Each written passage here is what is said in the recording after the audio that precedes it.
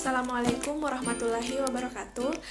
Hai teman-teman, perkenalkan nama saya Zahra Tahira Suardi. Saya adalah mahasiswi Universitas Megarizky Makassar, Prodi S1 Farmasi Ahli Jenjang. Nah, di video kali ini saya akan berbagi informasi kepada teman-teman mengenai rute pemberian obat. Adapun pengertian dari rute pemberian obat itu sendiri dalam farmakologi dan toksikologi adalah jalur suatu obat, cairan, racun, atau zat lain yang dimasukkan ke dalam tubuh. Rute pemberian obat umumnya dikelompokkan berdasarkan lokasi pemberian zat tersebut. Ada dua macam rute pemberian obat, yaitu melalui intravaskular dan ekstravaskular. Yang pertama yaitu intravaskular.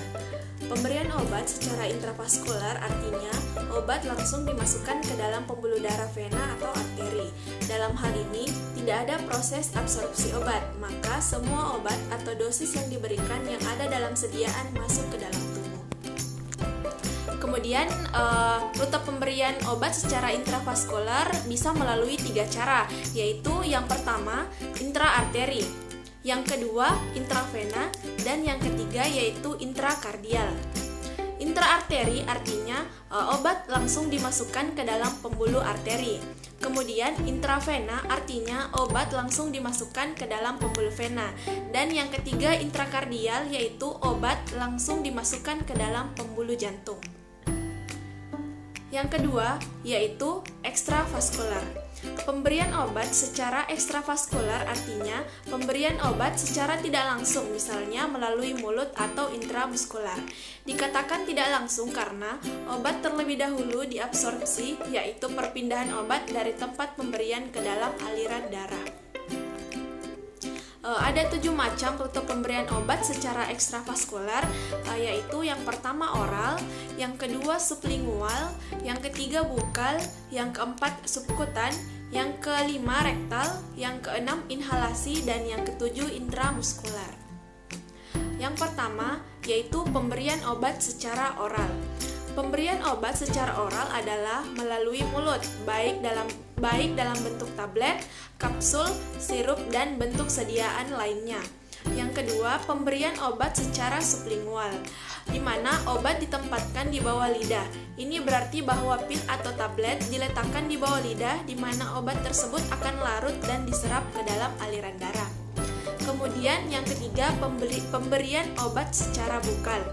Pemberian obat secara bukal yaitu obat ditempatkan antara gusi dan gigi atau secara bukal sehingga mereka dapat larut dan diserap langsung ke dalam pembuluh darah kecil yang terletak di area gusi.